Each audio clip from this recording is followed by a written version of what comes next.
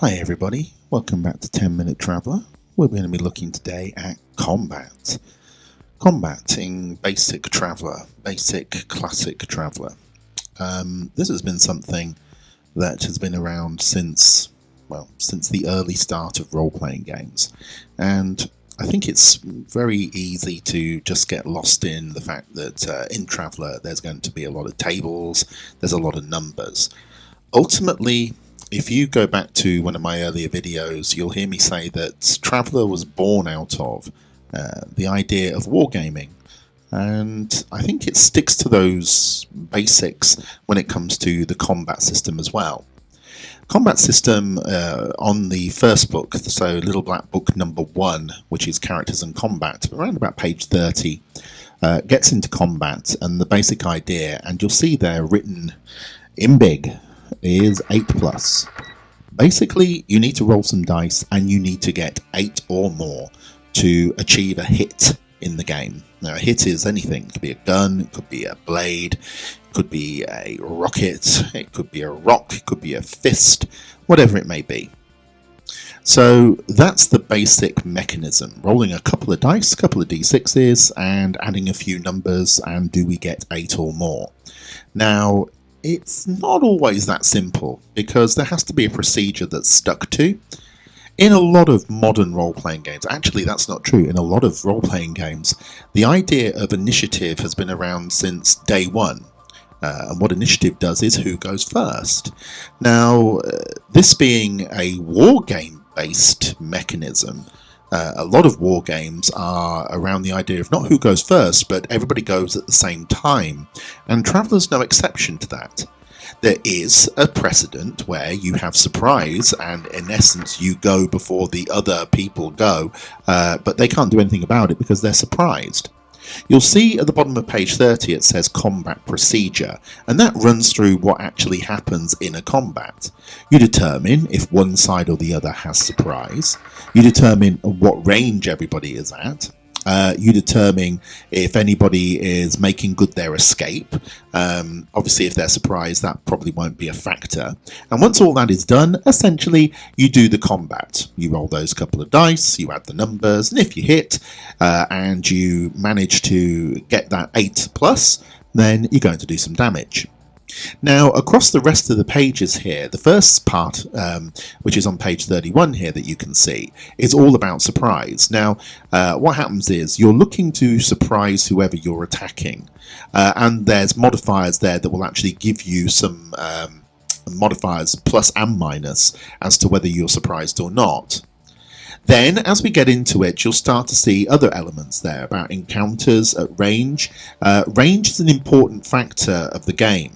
Unlike a lot of role-playing games where melee combat seems to be the main thrust of how the game will work, games like D&D or RuneQuest come to mind, encounters at longer range are commonplace when we're dealing with formidable weapons that you find in Traveller. So, on the next page, we're on page 31 there. But on the next page, it talks about the ranges that you can operate at. And it's important to understand those ranges: close, short, medium, long, and very long. Any movement that takes place as well could change those ranges. Now, movement running probably doesn't change those ranges too often, but if you're in a vehicle that's trying to get away, it's going to change everything. Then on page 33 we get to combat resolution, the basic required throw. Now you'll see there's a lot of different numbers in here, but what I'm going to do is I'm just going to skip over that for a second. Okay, so I've just jumped over a few pages, over to page 44 and 45 on book 1. Here we've got a list of some of the weapons. Now of course it's not an exhaustive list. You can see here that we've got melee weapons like cutlasses, swords, broadswords. And we've got other weapons like automatic rifles, shotguns, and so on. You can see the weight of those weapons. You need to make a note of that, plus the ammunition weight as well. You'll also see the different types of armour that are available. And then over on the right hand side, these are interesting tables. These tell us the advantageous and the required levels for both strength and dexterity, depending on whether or not it's going to be a melee or a ranged weapon. So let's take, for example, the cutlass. Here, the cutlass required strength level is 7. you can see that you'll be at -2 for actually using that weapon if you do not have a strength of 7. If you have a strength of 11, you'll be at +2. So those are important numbers to keep in mind. So people that are going around using something like a broadsword are going to have to be quite strong, and to get advantage there, then you'll require a 12. Down here it's the same deal for the ranged weapons, but these are using dexterity. So a rifle requires a dexterity of 6 if you do not want to suffer a -2 penalty, and a dexterity of 8 if you want to get a +1 with that weapon. Okay, so on page 46 and 47 we've got 2 matrices. Traveller loves numbers, so better get used to numbers. And there's a shortcut for this, by the way, which I'll show you a little bit later. But essentially, these 2 matrices, one matrix is for the weapon versus the different types of armour, and one is for the weapon versus the range that it's at. Now, these are modifiers that you will have to put onto your 2d6 roll. So let's take the automatic pistol, for example. Against no armour whatsoever, an automatic pistol gets a +1 to the roll. If it's versus cloth armour, which is like ballistic cloth, it's at -3 to the roll. And so on and so forth, with the different types of modifiers that you can see here. Over on the other side, this is for the range that you're firing at. So your auto pistol versus cloth armour at medium range will be -4 and -3, so a total of -7. So your 2d6 roll is going to be 2d6 plus your skill plus any other modifiers plus your weapons matrix modifier plus your range modifier as well.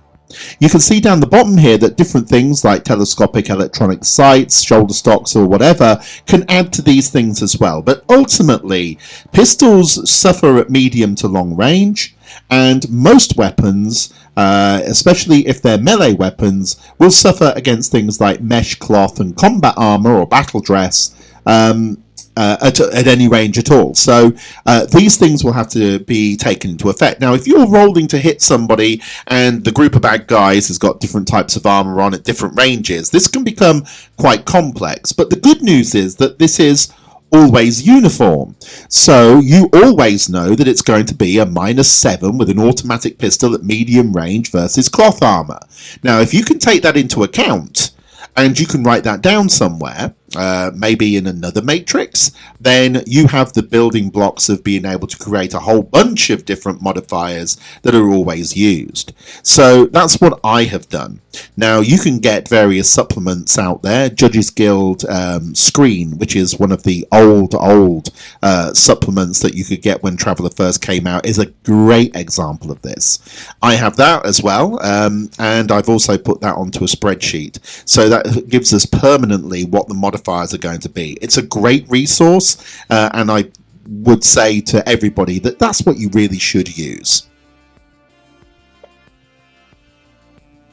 Okay, so there might be some other modifiers that you might have to put into play as well. For example, if you're in 0G, underwater, going at tremendous speed, if you're in terrain where you're covered for most part, or indeed if you are in pitch black, all of those things have modifiers, and you need to consult your referee as to what those might be. Also, if you're firing weapons that are fully automatic, they also have different modifiers as well. So a gun can fire a single shot, or a burst that will have 2 different modifiers that's applied to it. Also, machine guns and weapons such as those that fire fully automatic have more than one chance to hit, essentially.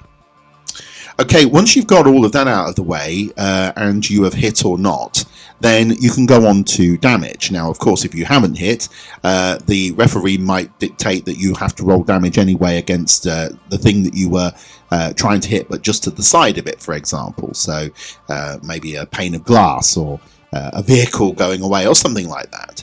That would be unusual and would really slow down the combat for most. So usually we only really deal with hits that hit the target.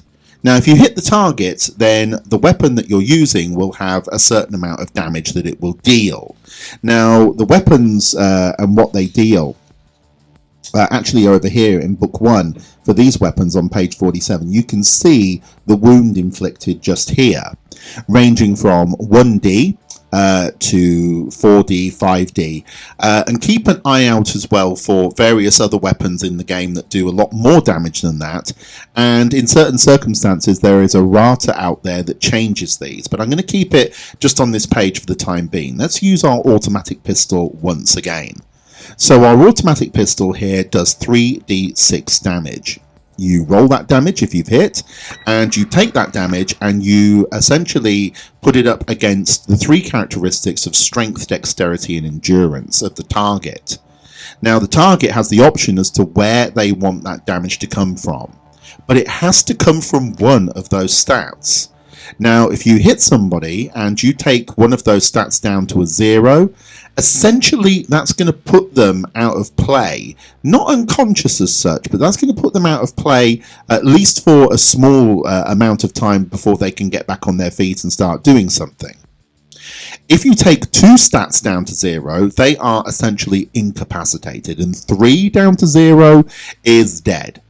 So you can see that a weapon like an automatic pistol versus a stat like strength, which is rolled on a 2d6 as your starting characteristic, could essentially put you out, at least in the combat, for either a small amount of time or permanently if you get hit by a couple of bullets.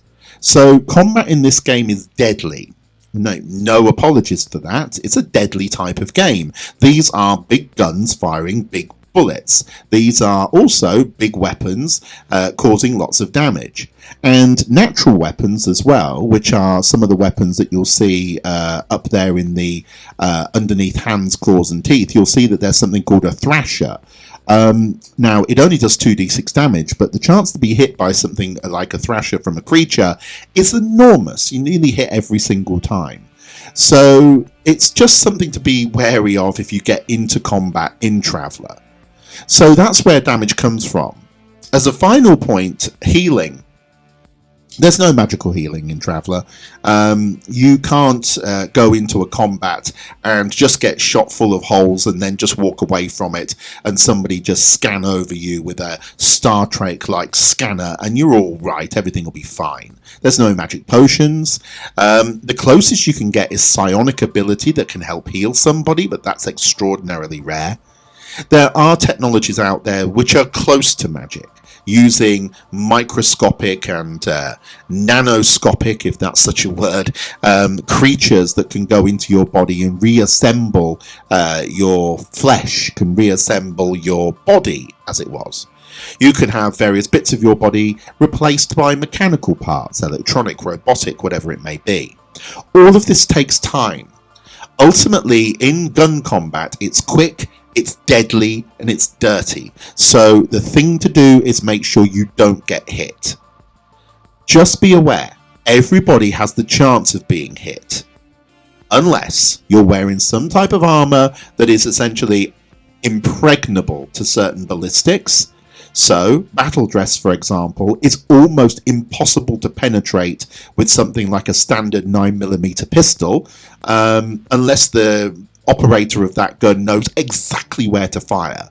In mathematical terms, essentially, somebody firing at that would be at medium range, would be at -9 before they start rolling the dice. Now, to even that out, they would have to have a skill of around 7 or 8 to even stand a chance of actually hitting. Now, if you're up against somebody with a skill of 7 or 8, you're facing more than just the average NPC. Okay, everybody, that's combat. I'm sure I've missed loads of things, but essentially that will get you through. It's pretty simple. There's no initiative.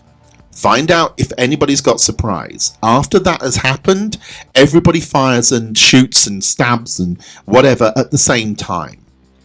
If you hit, you deal damage. It's possible, therefore, that you can shoot the bad guy, and the bad guy might be obliterated by your submachine gun or shotgun, but of course, because everything's happening at the same time, that means they get to get their shot as well. So if you don't have surprise, bullets are going backwards and forwards at the same time, so be ever so careful. Okay, everybody, we're going to look forward to another episode of 10-Minute Traveller. I think this might be 15-Minute Traveller by the time I finish this one. I'm going to look at some of the other smaller elements that I haven't covered yet in the basic books. And then after that, start to get on to elements of the game, such as starships, movement, and trade and commerce. Okay, again, thanks for listening, everybody, and I'll see you soon.